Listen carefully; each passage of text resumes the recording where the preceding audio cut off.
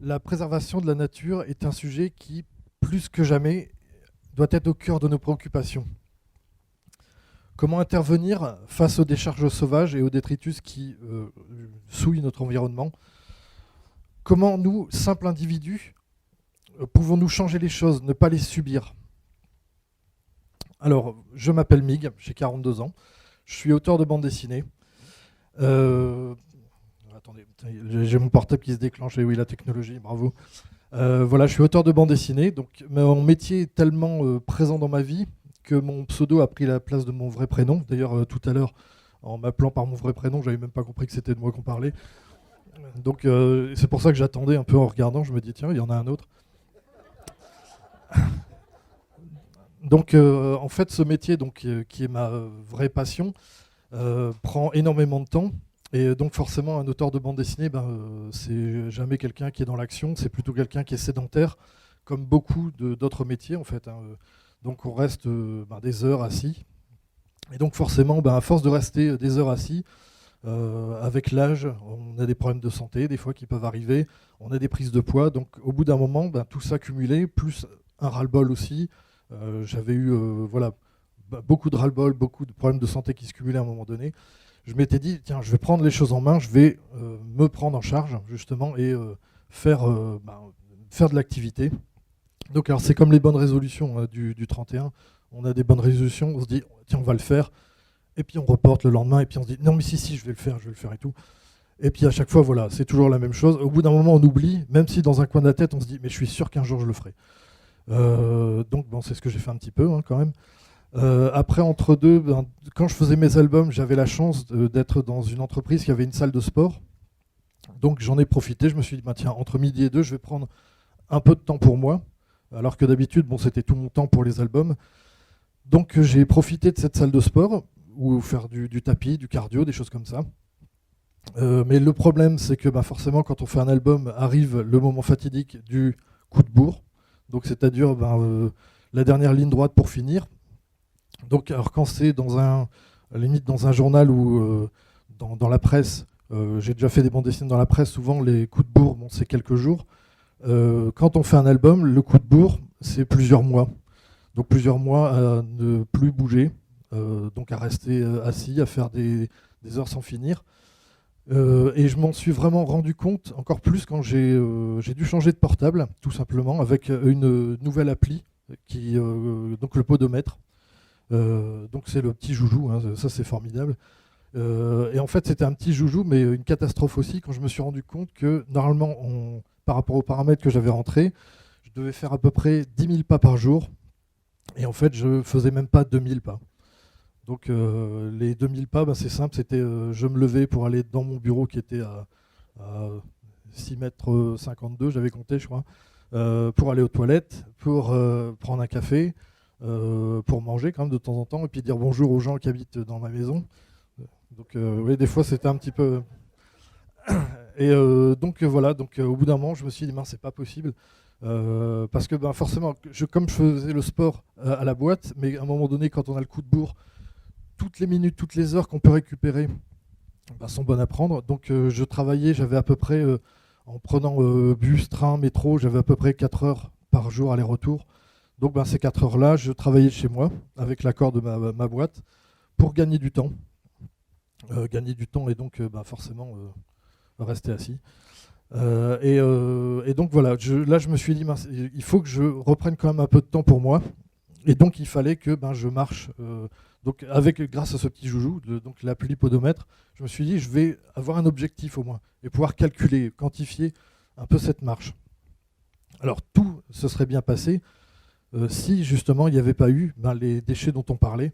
Donc dès ma première marche que j'ai pu faire, je me suis dit, bon c'est cool, je vais pouvoir marcher, ça va être joli, tous les chemins de l'os, en plus il y a beaucoup de chemins à l'os, on peut partir dans plein de directions différentes. Et le problème, c'est que dès les premières marches, je me suis rendu compte qu'il y avait des détritus un peu partout, sur les bords de route, dans les buissons, dans les champs. Alors jusque-là, pas que j'étais un neuneu non plus, mais je me rendais compte qu'il y avait des déchets, parce que devant chez moi, j'ai des petits buissons. Souvent, il y a des emballages de papier, des emballages de gâteaux, de bonbons. Donc j'engueulais mes gosses, forcément, c'était les premiers à subir, bon, c'est normal. Et en même temps, eux m'engueulaient parce qu'ils disaient mais c'est certainement pas nous. Donc parce qu'ils disaient non, non, on ne jette pas, tu nous as appris à pas jeter. Et effectivement, quand je regardais, alors ils ne les jetaient pas, effectivement, ils ne les jetaient pas non plus dans la poubelle, ils les laissaient dans leur sac ou dans leur poche. Donc souvent, en fait, quand on faisait le linge, on le découvrait, bon ben voilà. Mais au moins, ils mentaient pas, c'était pas eux. Donc à partir de là, je me suis dit, tiens, il y a un truc quand même. Parce que c'est vrai que je bougeais tellement pas de chez moi que je voyais juste le paramètre de ma rue. Et donc voilà, je me suis dit, ben, tiens, c'est quand même bizarre, comment ça se fait qu'il y a autant de déchets. Donc j'ai commencé à observer. Alors c'est vrai que c'est un passage dans ma rue où il y a beaucoup de passages scolaires. Donc les sorties, enfin pas de sortie d'école, mais c'est le chemin, disons, des écoles. Donc école primaire, école maternelle. Donc souvent, ben, les personnes donnent le goûter aux enfants. Le problème, c'est que c'est un peu le mauvais réflexe de balancer ben, les détritus. Il y a aussi le passage des étudiants qui prennent le bus. Il y a aussi d'autres paramètres comme ben, les poubelles jaunes. Des fois, les poubelles jaunes, forcément, c'est les poubelles plastiques, c'est assez léger. Il suffit qu'il y ait du vent, ça pousse les poubelles, les déchets se répandent partout. Et sur ce point, je suis assez persuadé quand même que les gens, parce qu'on doit le voir quand même que sa poubelle est tombée, je pense qu'il y avait un gros espoir qu'il y ait beaucoup, beaucoup de vent pour pousser un peu plus loin les déchets pour que ce soit plus leur problème. Donc comme ça faisait moins à ramasser. Et après, il y a les jeteurs aussi par la fenêtre, que je pourrais découvrir d'ailleurs après en faisant mes ramassages, qui jetaient par la fenêtre devant moi, en fait, ils s'en foutaient. Donc voilà, à partir de là, je me suis dit, bon, puisque c'est ça, parce que comme on parlait tout à l'heure des bonnes résolutions, bon, c'est bien beau de se dire, tiens, je vais marcher, j'ai un podomètre. Au bout d'un moment, on se dit, ouais, je me fais un peu chier quand même, même si on prend différents chemins. Donc le but aussi, c'était armé du joujou et tout ça, c'était aussi de me dire, tiens, mon but, ça sera de marcher, et en même temps de faire une bonne action, de ramasser les déchets. Donc j'ai pris des gants de jardin, un sac papier, j'ai commencé à ramasser. Bon, alors dès le premier ramassage, je me suis dit quand même, le dos il en prend un coup, les genoux aussi, parce que et déjà je marchais plus en fait, parce que forcément il y avait tellement de petits détritus partout que je passais plus de temps à me baisser qu'à marcher en fait. Mais bon, je faisais quand même mes 10 000 pas, donc j'étais content. Et du coup, ça me prenait vachement plus de temps. Donc, dès le deuxième ramassage, je me suis dit, je vais quand même acheter une pince. Ça m'évitait de me baisser, et c'est vachement pratique. Donc là, ben, la pince, voilà, j'étais armé de cette pince-là. J'ai ramassé, toujours avec mon petit sac en papier. Le problème, c'est qu'avec un sac en papier, ben, des fois, on faisait une rue.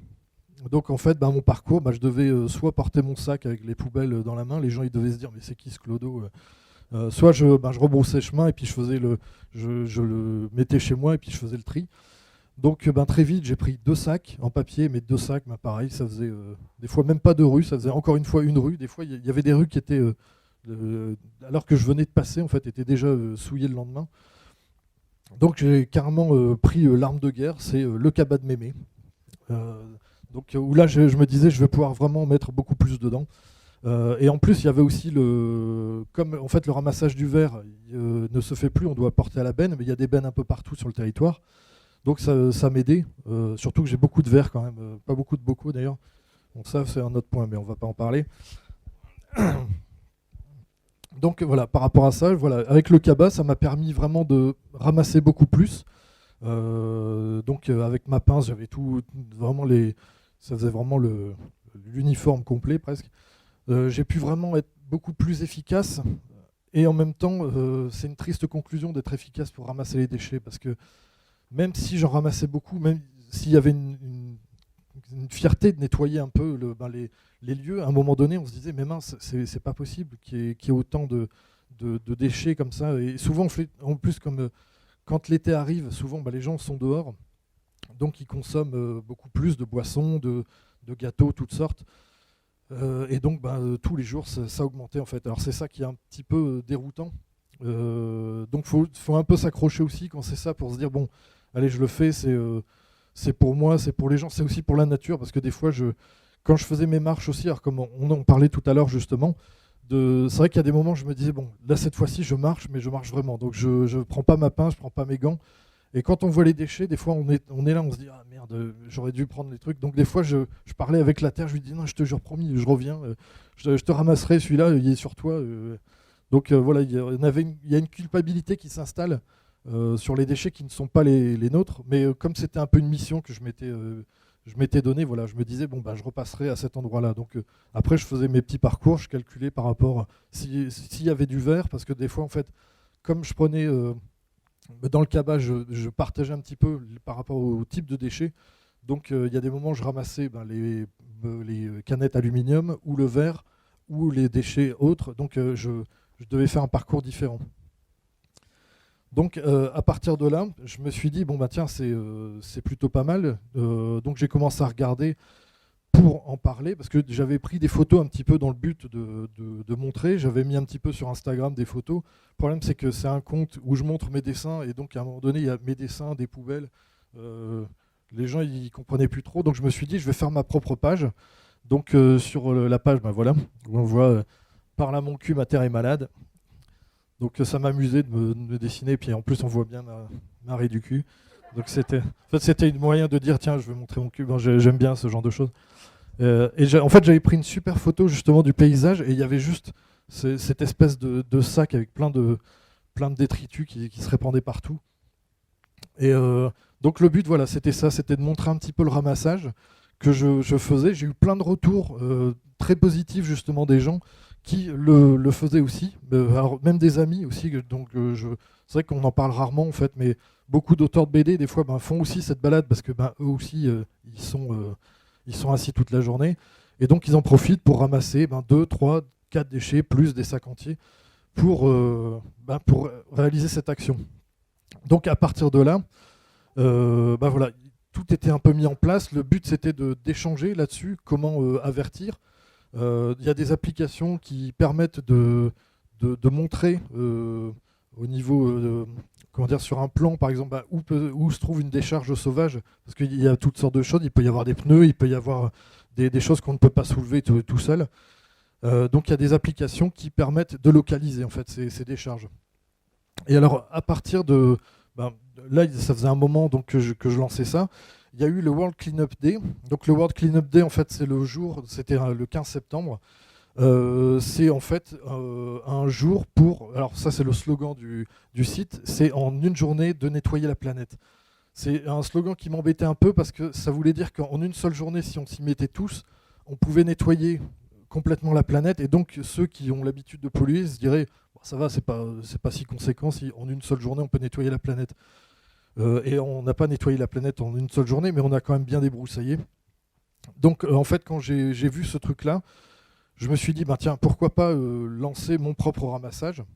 Même si j'étais tout seul, je me suis dit, je vais me retrouver tout seul comme un con avec un petit logo. Mais j'ai tenté le coup en envoyant un message justement sur la page Facebook de la mairie. J'avais pas beaucoup je me suis dit, j'aurais pas de réponse. Et en fait, très rapidement, j'ai reçu une réponse d'Océane qui était carrément partante justement pour réaliser ça. Donc, comme je suis auteur de BD, je suis souvent à la bourre. Donc, j'ai répondu quand même vachement tard à ce message, et j'ai pris l'initiative assez tard. En fait, on a pu mettre ça sur place vraiment rapidement. En fait, on a pu. En fait, Océane s'est chargé justement de la communication, de ramener justement tout ce qu'il fallait, tout ce qui est pince, sac. Donc avec la mairie en fait et tous les services. Je m'attendais à ce qu'on soit peut-être une petite dizaine de personnes. Et finalement, on était plus d'une soixantaine le jour J, dont la moitié étaient des enfants. Donc ça, c'était vraiment bien. Parce que les enfants, on sent qu'ils sont habitués à ramasser, parce qu'ils le font aussi au sein de l'école. Et ils étaient hyper motivés. Donc ils ont fouillé, ils ont trouvé des déchets. En même temps, c'est même catastrophique de voir des déchets comme ça, mais autour de l'école en plus, puisque c'était sur le terrain. Donc il y a le stade, il y a le terrain. Il y a eu un petit bois aussi autour. Ils ont trouvé des extincteurs, des boîtes postales avec un poteau en béton, toutes sortes de déchets. En tout, on a ramassé à peu près 5 à 6 mètres cubes. C'est pas beaucoup par rapport à d'autres ramassages qui avaient lieu le même jour dans le monde entier. Et en même temps, le volume est catastrophique quand on voit justement le nombre de choses que ça peut représenter. Vous voyez, en fait, là, on voit au fur et à mesure le cumul de tout ça. Donc c'est assez fou, en fait. Hein. Et donc voilà, après, donc on a fait quand même une bonne journée de ramassage. Ça a permis justement de jeter cette petite graine un peu dans l'esprit des gens. parce que bon, 60 sur toute une ville, c'est pas forcément énorme, mais en même temps, voilà, le but c'est aussi de se dire, c'est des gens qui vont sûrement parler de cette journée, des enfants qui vont parler autour d'eux à l'école, qui vont peut-être même, par rapport à leurs camarades qui va acheter un papier par terre, de dire, mais non, tu peux le mettre à la poubelle. Donc des choses toutes simples comme ça, donc c'est au quotidien. Et donc après le but de tout ça, justement, de cette journée, le bilan, donc, qui était positif par rapport au ramassage. Mais après, moi, j'ai eu aussi toute une réflexion par rapport à moi-même, par rapport à ma consommation, de me rendre compte que c'est vrai que mes poubelles aussi étaient pleines, comme tout le monde, de beaucoup trop de choses. Et donc, à un moment donné, de se dire comment je peux intervenir pour changer les choses. Parce que changer les choses, le but, c'est pas de dire à tout le monde, allez, on sort, on ramasse tout, tous les jours, tout le temps, parce qu'il y aura toujours des déchets. Mais à un moment donné, de se dire comment on peut ne plus avoir... Enfin, le but, ça serait de plus avoir de déchets du tout, mais c'est quand même difficile. Mais de se dire, voilà, comment on peut changer les choses. Donc, il y a des choses toutes simples. Alors, tous les jours, on découvre un peu des nouvelles choses qui marchent pas. Ne serait-ce que par exemple pour les bouteilles d'eau, plutôt que de prendre des bouteilles d'eau pour le sport, de prendre une gourde. Au-delà de la bouteille d'eau, de prendre, il y a des systèmes alors, qui marchent pas forcément toujours bien. Par exemple, moi j'utilise une branche de charbon, c'est une branche de chêne de charbon qui se met dans l'eau, qui prend le goût de l'eau du robinet, mais qui enlève pas non plus forcément tout ce qui est mauvais dedans, mais ça enlève le goût. Donc ça me permet dans un grand bocal en fait de faire ça, et puis on met dans un pichet d'eau. Donc on réduit quand même les bouteilles d'eau par rapport à ça. Pareil pour le savon. Le savon, donc ça faisait un moment qu'on achetait des savons, les pavés de savon, hein, tout simplement. Le shampoing, maintenant on en trouve aussi des shampoings comme des savons, donc toutes sortes de choses. Donc ça réduit quand même considérablement tous les déchets. Et par le biais de cette page justement, alors ce qui est bien, c'est que il y a beaucoup d'échanges justement par rapport à tout ce qu'on peut faire pour essayer de trouver des techniques pour justement essayer de réduire. Parce que la difficulté là-dedans, c'est de se retrouver seul et de trouver des solutions. Et en fait, c'est ce qu'on voit, en fait, c'est que seul, on peut trouver des solutions, mais on ne va pas aller forcément loin. Alors que justement, si on échange et si on se sert aussi des réseaux sociaux dans un sens positif, c'est-à-dire pas d'échanger du négatif, pas de montrer forcément des choses qui fâchent ou quoi que ce soit, mais d'échanger pour dire, tenez, je vous montre ça, c'est à prendre ou vous le mettez de côté, c'est pas grave, mais je vous montre une possibilité de le faire.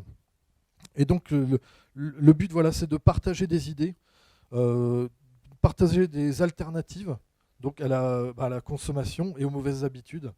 Voilà, le but c'est ça, c'est d'essayer d'avancer et peut-être d'arriver à zéro déchet, c'est toujours difficile, mais si on réduit déjà, ne serait-ce que de 50% déjà nos poubelles, ça serait énorme, quoi.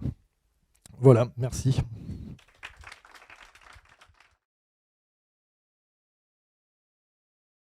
Et ton cheminement et le mien et celui des gens autour, parce que ça a l'intérêt que ça nous bouscule, si tu veux. Moi, j'ai demandé à Geoffrey, parce que du coup, moi, c'est facile, je me retourne vers Geoffrey, je dis Geoffrey, il faut faire ça, tu vois, c'est assez facile. Bon, mais qu'on essaye de tous se réunir. Tous les gens qui ramassent spontanément, et on en connaît plusieurs, les services de la ville, directeurs, etc. Et moi, j'aimerais bien qu'on modélise ça, enfin qu'on fasse un 50-50 particulier autour de cette question-là. C'est-à-dire, par exemple, en assumant qu'il y a un rôle citoyen, d'ailleurs, il y a plein de gens qui signalent spontanément les dépôts sauvages et tout. Hein, bon. Alors, il faut savoir, je le dis aux gens qui sont ici, que beaucoup de dépôts sauvages, je ne parle pas des petits déchets, viennent de gens qui travaillent au black, oui, et qui, ne pouvant aller en déchetterie et n'ayant pas envie d'éliminer leurs déchets de coupe d'arbres ou de démolition, le jettent systématiquement. Bon, et du coup, c'est très compliqué pour nous parce qu'on a des dépôts sauvages qui se renouvellent toutes les semaines depuis 20 ans. Donc, il faut dormir toute la nuit à côté du lieu de dépôt sauvage et on ne sait pas prendre des gens. Je dis ça pour quand on vient vous proposer de couper vos arbres et que si c'est en liquide, c'est moins cher. Ben, vous penserez à moi. Vous saurez que ces cyprès, vous allez les retrouver dans nos dépôts sauvages, hein, ou les démolitions de placos, etc. Mais bon, je ferme la parenthèse parce que c'est très lourd pour nous. On y dépense beaucoup d'argent hein, là-dedans. Hein. Et les ouvriers de la ville, le lundi matin, ils ramassent une benne tous les lundis en faisant le tour de tous les chemins agricoles où là, ça jette des camions. Hein. Enfin, je dis des camions, c'est plutôt souvent des camions, mais bon, oui, ça peut aussi être jeté des boosters. Mais bon. En général, c'est du mousseux à 80 centimes. Hein. C'est pas du truc. Bon, bref, je ferme le sujet. Mais donc, en tout cas, je me dis, pourquoi on n'arriverait pas à faire une forme de 50-50, peut-être en se disant, il y a des déchets, ben, on les signale, c'est aux gars de la ville parce qu'ils sont équipés, mais en même temps, reconnaissant l'implication des citoyens, et je me dis comment on pourrait valoriser ça, quoi. Alors, en tout cas, j'aimerais bien qu'on en discute. Parce que spontanément, ton exemple, il y en a plusieurs. Oui. C'est vrai qu'il y a beaucoup de clubs de marche qui font aussi du ramassage. Ça mériterait d'être mis en valeur. Voilà, ça en est un exemple, tu vois. Nous, ça nous permet de comprendre pourquoi et comment tu fais ça. Et puis, ça serait bon pour la nature globalement. Voilà. Donc, pour dire que des initiatives habitantes, elles peuvent venir nous bousculer. Et derrière, dire, bon, bah, comment on s'en saisit, quoi. Ça, je trouve ça vachement intéressant, même si pour l'instant, on n'a pas la réponse. Mais Geoffrey, tu vas te démerder, tu vas trouver une solution. Hein, voilà. C'est une façon de parler, bien sûr.